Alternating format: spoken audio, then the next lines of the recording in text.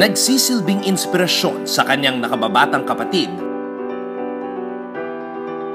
ang 20-year-old middle hitter na si Shannon Palek.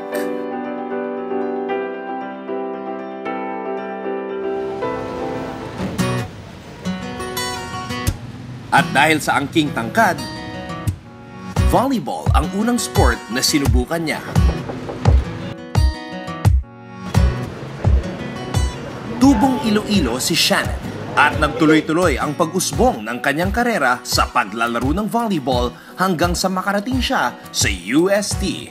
Sinabi sa akin ng tita ko po sa Iloilo, si Tita Pinky, sabi niya sa akin, try mo mag-volleyball kasi sayang din naman daw po yung height ko. Napunta po ako sa UST dahil po kay Aisa Maiso.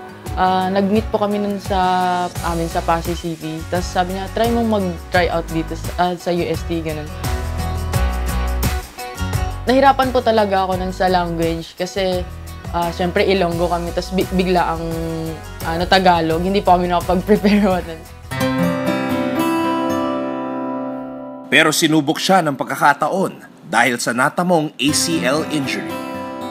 Nung third year college po ako, na ACL po ako during training. Doon po medyo parang nagkaroon din ako ng doubt sa sarili noon na makakabalik pa ba ako ganito kasi major injury po to. Una-una pong nag-motivate sa akin na bumalik or ipagpatuloy maglaro is yung parents ko po. Everyday sa therapy, sinasamahan po ako ni mama. Ayun, and yung kapatid ko din po, kailangan pakita ko sa kanila na matatag ako kasi gusto mo din good example sa kanila. Thank you dahil pinakilala mo sa akin yung volleyball at pinakita mo sa akin kung gaano ka kaporsige sa training mo kahit mahirap yung studies mo. Sana makaya mo to para kay Limino. Sarang Heoni, good luck!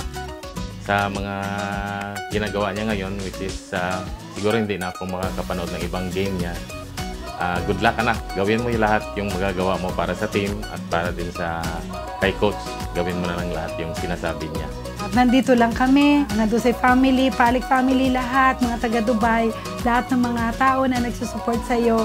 Ingatan mo yung katawan mo sa mga games at sa pag-aaral at we're proud of you. Pakres.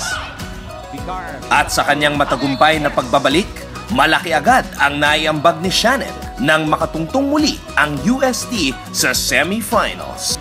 At sa pagtatapos ng Reinforced Conference, patuloy niyang ipapamalas sa lahat ng volleyball fans ang galing at lakas ng isang tunay na tigresa. So ngayon feeling ko malapit na siya dun sa pagiging solid. May skills naman po talaga kami. Yung character lang and attitude towards the game po yung kailangan namin.